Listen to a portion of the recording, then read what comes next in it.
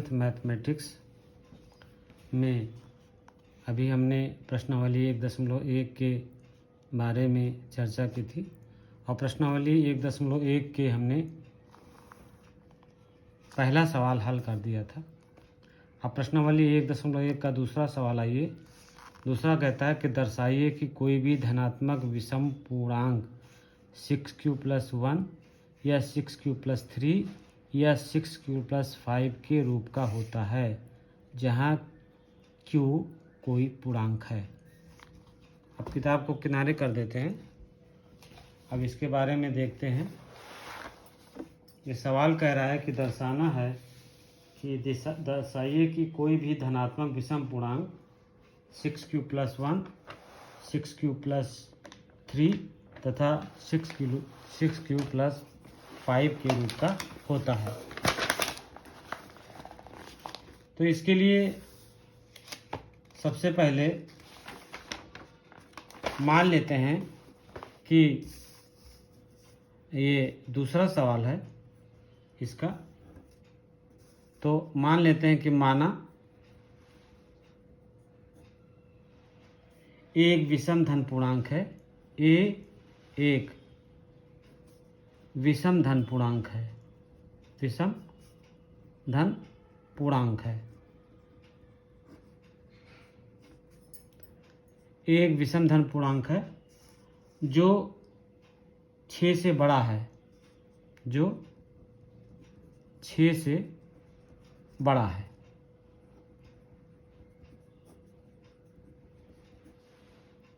और बी एक धन पूर्णांक इस प्रकार है और बी एक धन पूर्णांक इस प्रकार है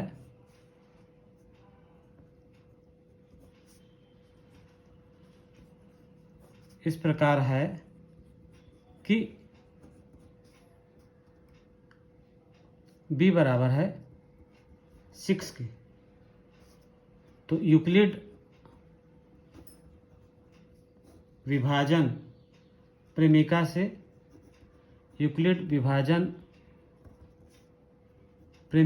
से क्या होगा? यूक्लिड विभाजन प्रेमिका से हम देखते हैं a बराबर होगा BQ+R, यानी a बराबर हो जाएगा b के स्थान पर जाएगा 6q+R और r का मान 6 से छोटा होगा। 6 से छोटा होगा। r का मान 6 से छोटा होगा अर्थात r का मान 6 से छोटा होगा अर्थात r बराबर होगा 0, 1, 2, 3, 4 एंड 5। अब r जो है आपका शेषफल है और भाज्य है, ये भाजक है, ये शेषफल है आपका, ये भागफल है। तो इस तरह से हम देखते हैं कि सर्वप्रथम समीकरण फर्स्ट मान लेते हैं। r बराबर रखते हैं 0 के। तो a बराबर हो जाएगा 6q+0। 1 रखते हैं तो a बराबर हो जाएगा 6q+1। 2 रखते हैं तो a बराबर हो जाएगा 6q+2। 3 रखते हैं तो a बराबर हो जाएगा 6q+3। 4 रखते हैं तो a बराबर हो जाएगा 6q+4 और a बराबर r बराबर 5 रखते हैं तो a बराबर हो जाएगा 6q+5। तो इस तरह से a एक विषम संख्या है अतः a बराबर होगा 6q+1, 6q+। अगर हम देख लेते हैं या a एक विषम संख्या है अतः a एक विषम संख्या है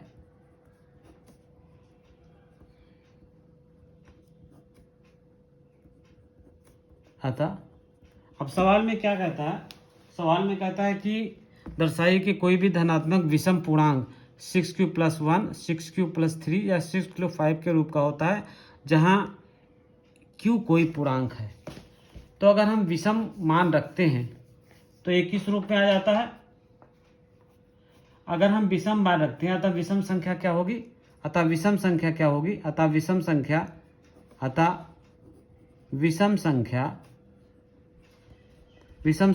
क्या होंगी, 6q+1, 6q+3 तथा 6q+5 के रूप का होगा।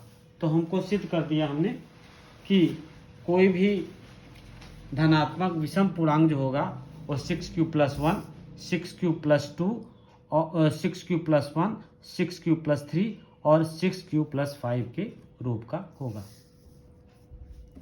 तीसरा सवाल आ जाते हैं। तीसरे सवाल के बारे में हम देख लेते हैं। तीसरा सवाल क्या कहता है, तीसरा सवाल कहता है कि किसी परेड में 616 सदस्यों वाली एक सेना आर्मी की टुकड़ी को 32 सदस्यों वाले एक आर्मी बैंड के पीछे मार्च करना है। दोनों समूहों को समान संख्या वाले स्तंभों में मार्च करना है। उन स्तंभों की अधिकतम संख्या क्या है जिससे वे मार्च कर सकें। तो स्तंभों की अधिकतम संख्या पूछी है, तो अधिकतम संख्या तभी ज्ञात करेंगे जब इसका हम एचसीएफ ज्ञात कर लेंगे तो हमको अधिकतम संख्या प्राप्त हो जाएगी। तो देखते हैं इसमें दो संख्या हैं, एक है 616, एक है 32। अब देखते हैं 616 इज ग्रेटर देन 32 के, तो 32 से डिवाइड करेंगे किसको, 616 से। ठीक है, ये भाजक है, ये भाज्य है, यहाँ जो आएगा भागफल आएगा और जो नीचे आ जाएगा वो शेषफल आ जाएगा। ठीक है, ये है आपका भाजक, भाजक ये है आपका। अब 616 को कितनी बार ले जाएं, 32 को कितनी बार ले जाएं, एक बार ले जाते हैं, तो 32 से करना 32 हो जाएगा ये। और बचेगा इसमें 29, और यहाँ पर हम 6 उतार लेंगे तो 32 को 9 बार ले जाएंगे, 32 नवैया, तो ये हो जाएगा 288 हो जाएगा। और इसको सब्ट्रैक्ट करेंगे तो 8 बच जाएगा। अब 8 से डिवाइड करेंगे 32 को तो हो जाएगा हमारा 8 चौके 32, यहाँ पर शेषफल 0 बचेगा। अब इसके हम चरण लिख देते हैं, चरण फर्स्ट में। अब चरण फर्स्ट में क्या हो जाएगा आपका, 616 बराबर हो जाएगा 32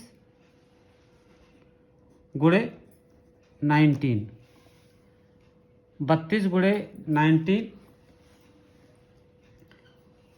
प्लस 8 कर देंगे, यहाँ पर प्लस कितना करेंगे, 8 कर देंगे क्योंकि शेषफल 8 आया है, तो यहाँ पर 8 कर देंगे। और फिर हो जाएगा, अब फिर 32 बराबर हो जाएगा चरण सेकंड में। चरण सेकंड में क्या कर देंगे हम, 32 बराबर हो जाएगा आपका, हो जाएगा ये 8 गुणे 4 प्लस 0, 8 चौक 32, यानी इसका जो एचसीएफ होगा, एचसीएफ आएगा आपका, ये आएगा 8 आएगा। तो इस तरह से हमने तीसरा सवाल कर लिया है। अब आते हैं चौथे सवाल पे। चौथा सवाल आपका क्या कहता है, इसके बारे में देख लेते हैं। चौथा सवाल कहता है कि यूक्लिड विभाजन प्रेमिका का प्रयोग करके दर्शाइए कि किसी धनात्मक पूर्णांक का वर्ग किसी पूर्णांक m के लिए 3m या 3m+1 के रूप का होता है। अब संकेत में दिया गया है, ये मान लीजिए यक्स कोई धनात्मक पूर्णांक है, तब ये 3q+1 या 3q+2 के रूप में लिखा जा सकता है। इनमें से प्रत्येक का वर्ग कीजिए और दर्शाइए कि इन वर्गों को 3m या 3m+ के रूप में लिखा जा सकता है। तो अब आइए देखिए, यूक्लिड विभाजन प्रेमिका के प्रयोग करके दर्शाइए किसी भी धनात्मक पूर्णांक का वर्ग किसी पूर्णांक m के लिए 3m या 3m+1 के रूप का होता है। किसी धनात्मक पूर्णांक का वर्ग 3m या 3m+1 के रूप का होता है, इसके बारे में हम देखते हैं। तो अब देख लीजिए, सबसे पहले मान लेते हैं कि माना a तथा b दो धन पूर्णांक संख्या हैं। माना a तथा b दो धन पूर्णांक ऐसे हैं, दो धन पूर्णांक ऐसे हैं कि a बड़ा है b से और b बराबर है 3 के। b बराबर किसके है? 3 के है। तो यूक्लिड की विभाजन प्रेमिका से यूक्लिड की विभाजन प्रमेयिका से यूक्लिड की विभाजन प्रमेयिका से क्या होगा देखते हैं। ये आता है a बराबर आता है 3q+r के। तो 0 बड़ा है बराबर होगा r से और 3 बड़ा होगा r से। तो r का मान कितना होगा? 0, 1 और 2 होगा r का मान। r बराबर अगर 0 रख दें तो हमको कितना प्राप्त होता है? a बराबर प्राप्त हो जाएगा 3q और दोनों पक्षों का वर्ग कर दें। दोनों पक्षों का वर्ग करने पर कितना प्राप्त होगा? a² बराबर हो जाएगा 3q² यानी 9q² प्राप्त हो जाएगा। और इसको क्या लिख सकते हैं?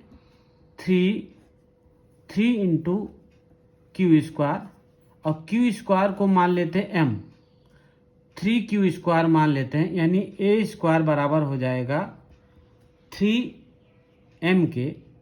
चूँकि मान लेते हैं 3q² बराबर है m के। अब चूँकि 9 जो है 3 इंटू 3 के रूप में लिखा जा सकता है, इसलिए हमने 3q² को हमने m मान लिया। तो a² बराबर हो जाएगा 3m के।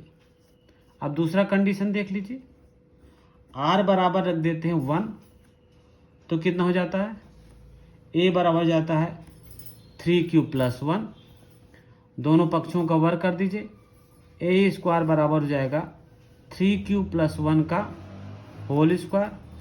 अब a² बराबर हो जाएगा 3q² a² plus 2ab 2 3q into 1 plus b²।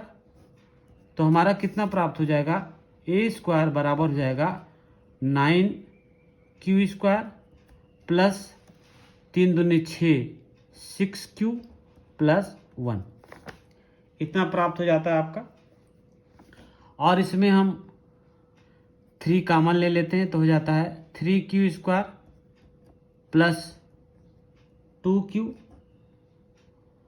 3q² plus 2q और 1 को हम बाहर रखते हैं और इसके स्थान पर मान लेते हैं m, इसके स्थान पर मान लेते हैं m। तो a² बराबर हो जाता है 3m+1 के। a का मान कितना हो जाता है? ए स्क्वायर बराबर हो जाता है 3m+1 के। तो ये समीकरण 1 हो गया, ये समीकरण हो गया 2 के।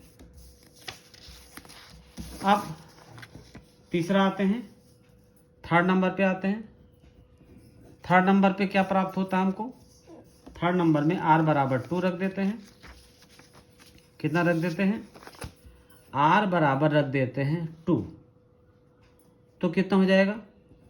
a बराबर हो जाएगा 3q + 2 और दोनों पक्षों का वर्ग कर दीजिए। तो a बराबर हो जाएगा 3q + 2 का होल स्क्वायर a स्क्वायर, यानी a स्क्वायर बराबर 3q square + 2ab 3q × 2 + b square यानी 2 स्क्वायर, यानी a स्क्वायर बराबर हो जाएगा 9q स्क्वायर + 3 दूनी 6 दूनी 12q + 4। तो इसको क्या लिख सकते हैं? a स्क्वायर बराबर 9q स्क्वायर + 12q + 3 और 1 को अलग कर लेते हैं। 4 को 2 टुकड़े में तोड़ लिया, 3 और 1 में तोड़ लिया। तो a स्क्वायर बराबर 3 कॉमन ले लेंगे तो बच जाएगा 3q स्क्वायर + 4q + 1 + 1 के। इसको मान लेते हैं m के बराबर। तो a स्क्वायर बराबर हो जाएगा 3m+1 के, 3m+1 के। ये समीकरण हो जाता है थर्ड। अतः समीकरण फर्स्ट, सेकंड और थर्ड से स्पष्ट है। अतः समीकरण फर्स्ट, सेकंड तथा थर्ड से स्पष्ट है कि किसी धन पूर्णांक का वर्ग किसी धन पूर्णांक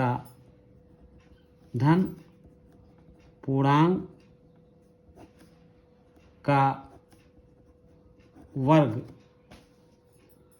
3m+1 के रूप का होता है। 3m एवं 3m+1 के रूप का होता है। ठीक। अब आइए लास्ट सवाल पे आ जाइए। लास्ट सवाल क्या कहता है?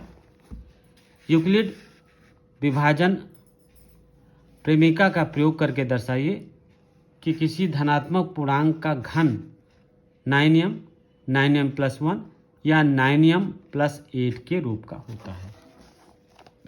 ये सवाल नंबर है आपका पांचवा सवाल देखिए।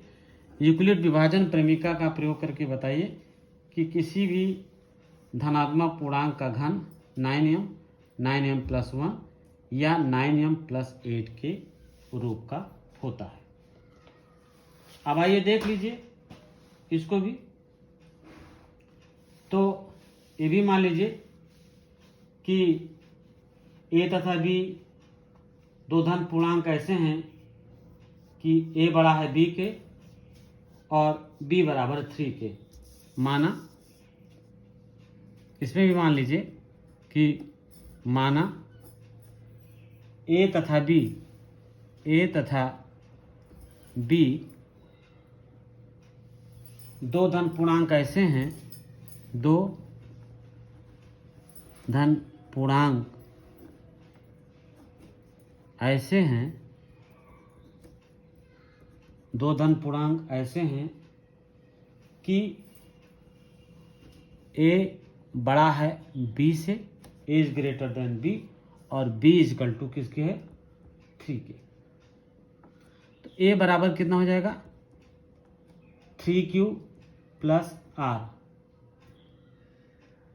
तो r का मान कितना होगा? 0, 1 और 2। r बराबर होगा 0, 1 और 2। अब r बराबर 0 रखेंगे पहला समीकरण में, r बराबर 0 रखेंगे तो a बराबर जाएगा 3q। दोनों पक्षों का घन करने पर, दोनों पक्षों का घन करने पर दोनों पक्षों का घन करने पर। अब दोनों पक्षों का घन कर दीजिए, तो घन करने पर कितना प्राप्त होगा? देखिए ए क्यूब बराबर प्राप्त हो जाएगा आपका, ए क्यूब बराबर जो प्राप्त हो जाएगा 3 का होल क्यूब, यानी 27 क्यूब ये प्राप्त हो जाएगा। और इसको लिख लीजिए 9 कॉमन ले लीजिए और एक लीजिए 3 क्यूब, यानी 9 त्रिक 27 क्यूब हो जाएगा। अब r बराबर रख दीजिए 1, r बराबर कितना रख देते हैं? 1। दूसरा कंडीशन में देख लीजिए, हम r का मान कितना रख देते हैं? r का मान रख देते हैं 1, तो कितना हो जाता है? 1 बराबर हो जाएगा 3 प्लस 1। अब घन करने पर दोनों पक्षों में घन कर दीजिए, दोनों पक्षों का घन करने पर, दोनों पक्षों का घन करने पर कितना आ जाएगा? ए क्यूब बराबर हो जाएगा 3 प्लस 1 का होल क्यूब, इसका लिख लीजिए a cube plus b cube plus 3ab into a plus b, 3 plus 1। अब इसको सॉल्व कर लीजिए, 27 क्यूब प्लस 1 प्लस 3 त्रिकन 27, 27 क्यू स्क्वायर प्लस 3 त्रिका 9 क्यू। अभी हो जाएगा 27 q plus 27 q square plus 9 q plus 1। इसमें 9 कॉमन ले लीजिए, 3 q square 3 cube plus 3 q square plus 1 plus 1 यहाँ रख लीजिए। और इसको मान लीजिए m के बराबर, तो m के बराबर मान लेते हैं, m के बराबर तो हो जाएगा 9m प्लस 1 की। आप तीसरे में देख लीजिए, r बराबर रख दीजिए 2 के, तो a बराबर हो जाएगा 3 प्लस 2, दोनों पक्षों का घन कर दीजिए। ए क्यूब बराबर हो जाएगा 3 प्लस 2 का होल क्यूब, यानी a cube plus b cube plus 3ab 3ab into a plus b 3 plus 2। अब इसको सॉल्व कर लीजिए, 27 क्यूब प्लस 8 प्लस 3 त्रिकन 9 त्रिक 27, 27 दूना 54 क्यू स्क्वायर प्लस 36 क्यू। अब ये हो जाएगा 27 q plus 54 Q square plus 36 Q plus 8। 9 common ले लीजिए, कितना बचेगा? 3 q square plus 6 Q square plus 4 Q plus 8। अब इसको m मान लीजिए, इसको क्या मान लेते हैं? m मान लेते हैं, तो ये हो जाता है 9m प्लस 8। तो इसको हम क्या लिख सकते हैं? इसको हम लिख सकते हैं कि अतः किसी धन पूर्णांक का वर्ग, अतः किसी धन पूर्णांक का वर्ग, धन पूर्णांक का वर्ग किसके रूप का होता? 9m प्लस 1 या 9m प्लस 8 के रूप का होता है।